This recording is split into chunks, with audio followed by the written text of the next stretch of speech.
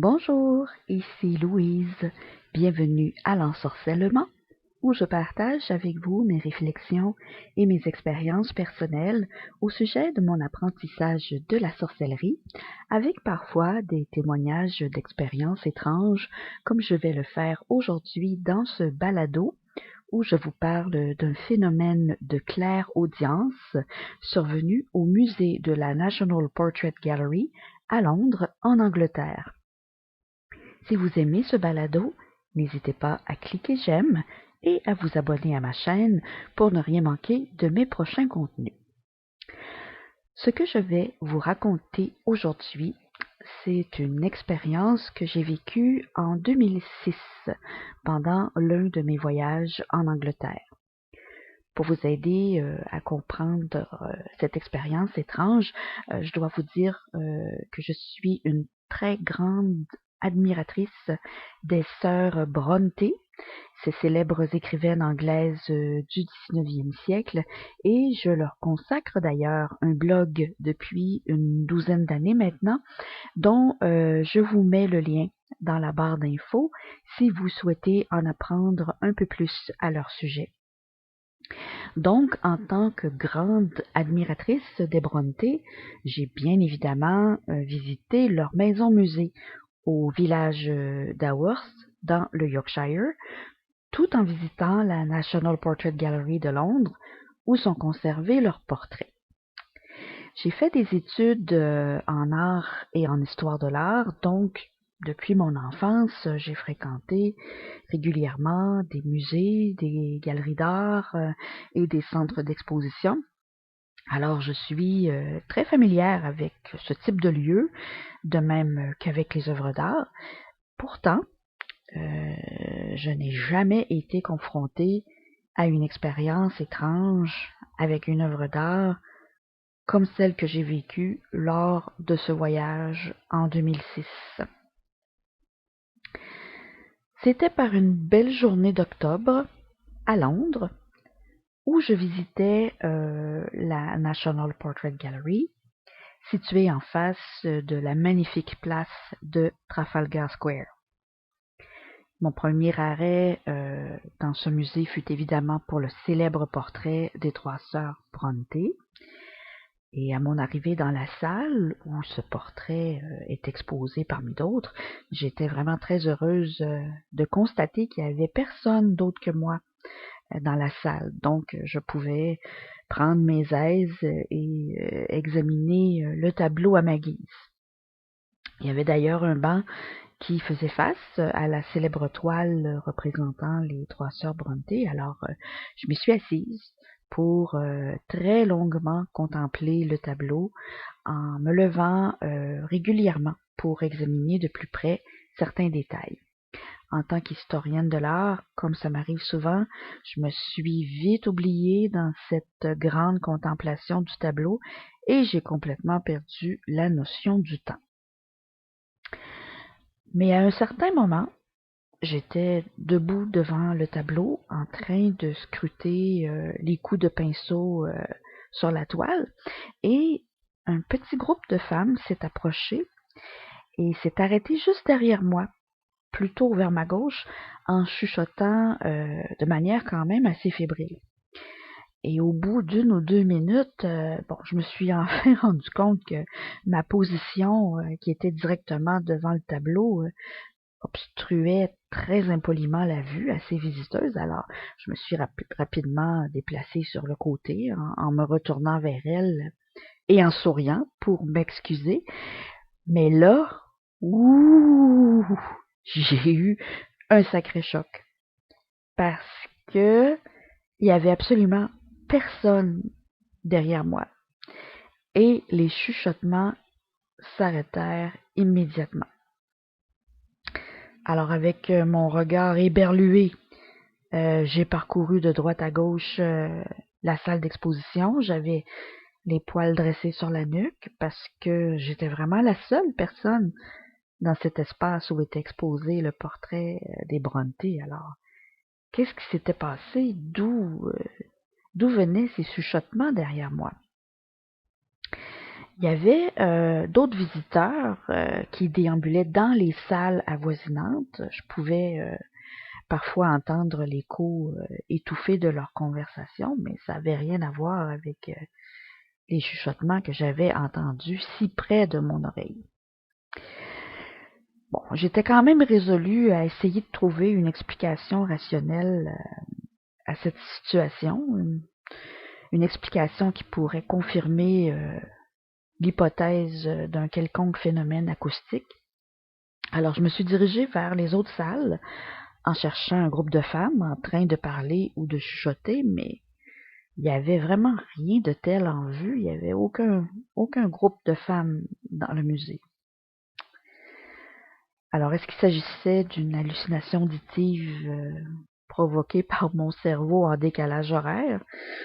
Dans ce cas-là, c'était une hallucination qui avait été particulièrement réaliste. Quoi qu'il en soit, quelques jours plus tard, j'ai pris le train pour me rendre à Haworth, le village natal des Brontë, dans le Yorkshire. J'avais planifié y prendre une petite pause de 2 jours avant de me diriger vers l'Écosse. L'auberge où je résidais était chaleureuse et confortable, située juste au bas de la rue principale qui menait tout droit au musée des Brontë. Alors tout de suite après avoir déposé mes bagages dans ma chambre, je me suis hâtée de sortir pour visiter ce très beau petit village victorien qui n'a presque pas changé depuis l'époque des célèbres romancières anglaises. C'est vraiment impressionnant, c'est comme un voyage dans le temps. On était vendredi en après-midi et il y avait heureusement pas trop de touristes, ce qui s'avère assez rare à Haworth. Donc j'ai eu de la chance cette journée-là. Après avoir monté la rue principale, je suis entrée au musée Brontë et j'ai commencé ma visite. Comme j'ai plongé mon imaginaire pendant des années dans les photographies de chaque pièce du musée, pièces qui sont soigneusement reconstituées comme à l'époque où y vivaient les sœurs Brontë, je me sentais en terrain familier et j'étais très heureuse d'être là. Il y avait quelques autres visiteurs sur place qui, tout comme moi, déambulaient dans la maison en prenant leur temps. Au 2e étage, la chambre principale, qui est convertie en salle d'exposition de type muséal, contient de nombreuses vitrines où sont conservés des objets et des manuscrits ayant appartenu principalement à Charlotte Brontë.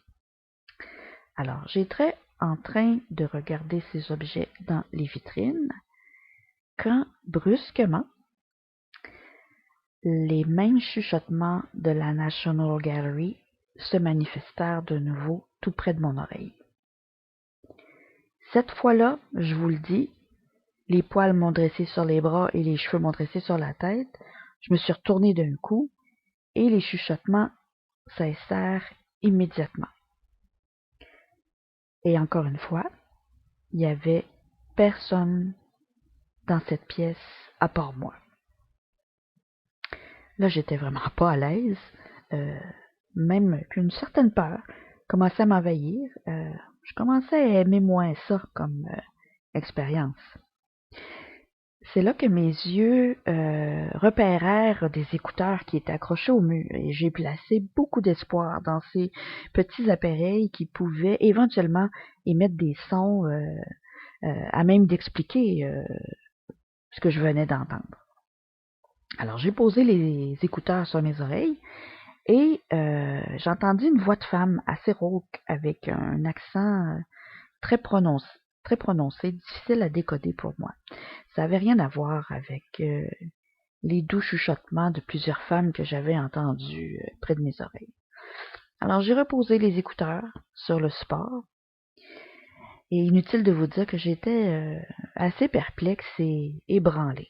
De toute évidence, j'étais soit en face d'un phénomène de clairaudience ou d'une hallucination.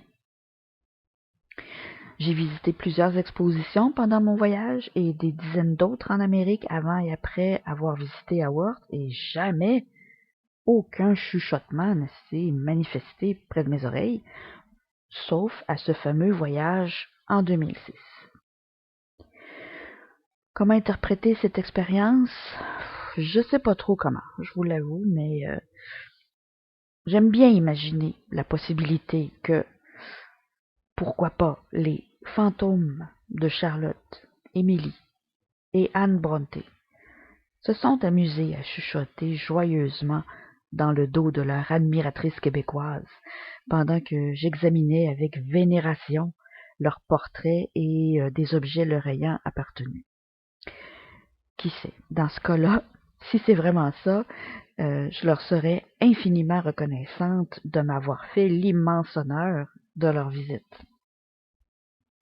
Pour celles et ceux qui ont lu les romans Jane Eyre de Charlotte Brontë et Les Hauts de Hurlevent d'Émilie Brontë, vous avez sûrement remarqué les nombreux phénomènes étranges qui étaient relatés dans ces récits, avec l'omniprésence de la nature et du paysage, rude, primitif, tourmenté par les vents, présenté comme une puissante métaphore de l'événement intérieur et des tourments de l'âme des personnages.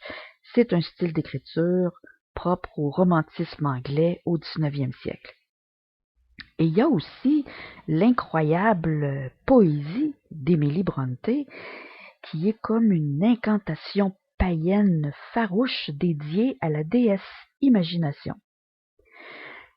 Sans qu'elle soit à proprement parler des sorcières, les sœurs Brontë ont toujours été très connectées aux légendes et aux mythes, principalement du Yorkshire, mais aussi de l'Irlande, dont leur père était originaire. Et dans le cas d'Émilie, ces poèmes révèlent carrément des états de conscience modifiés, proches de transes mystiques païennes et celtiques. N'a-t-elle pas d'ailleurs écrit dans les hauts de Hurlevent, « Je sais que des fantômes ont erré sur la terre ». Et comme l'héroïne de son roman, je doute pas une minute qu'Émilie se plaît à se promener sur la lande et dans sa maison en tant que fantôme, si c'est possible. En fait, l'expérience que je viens de vous raconter m'amène à croire que c'est le cas. Alors voilà, j'espère que le témoignage de cette expérience étrange aura piqué votre curiosité. N'hésitez pas à me dire ce que vous en pensez dans la section des commentaires. À bientôt!